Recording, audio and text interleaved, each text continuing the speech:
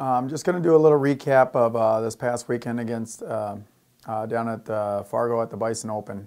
Started off at 125 pounds. Sam Brancale ends up defeating Skylar Petrie in the finals. A good match. Gets a takedown late in the match to defeat our freshman Skylar Petrie. Brancale also defeated Lezak in a really good match in the semifinals before the finals. So seen some good wrestling from our guys in there. Just was good to watch those guys battle out in live competition. At 133 pounds, we had Chris Dardanen, who looked phenomenal. He dominated his weight, did a great job making weight this week. I think he really looked strong, especially in the first round and stuff. So he's a tough kid, and just really was nice to see him down at 133 and just really looking good. So at 141 pounds, we had Nick Dardanen.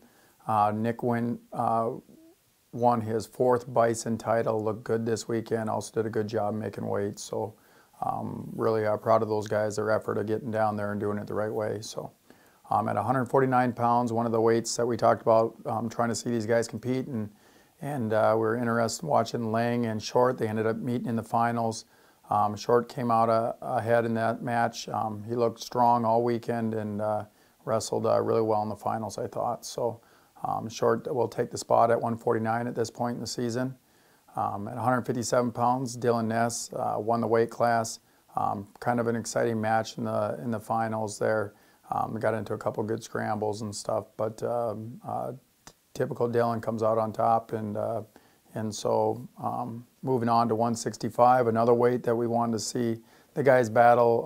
Wanzak looked great in the semis. He nearly tech-falled his NDSU kid, who was a pretty strong opponent, and then in the finals wrestled against Brandon Kingsley. Against Brandon scores early in the match and kind of seemed to hold the lead for the majority of the match to the last 20, 30 seconds or so. It was a very late takedown that Wanzak ended up capturing and getting the win. So it was a tight battle between those guys. Wanzak is the guy at this point. He'll go to out to wrestle at the Air Force Wyoming this weekend with the team. But again, anything can happen. We want to see our guys that are in there battling, scoring points, and being aggressive. And we made that clear to the team that at any point during the year, we could throw other guys in if they're not wrestling and competing at the style. But at this point, Wanzak will be the starter this weekend, and he looked very good. So at 174 pounds, Logan Storley dominated his weight class at the Bison. He looked phenomenal. He competed extremely well. He's been working hard and really has taken his wrestling, it seemed, to an even higher level than it was last year, so that was exciting. At 184 pounds was one of the big matchups we were looking to watch between one of our guys and another opponent.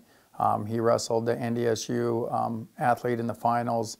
He lost in overtime. He did score a late takedown with about 15 seconds left to have the lead.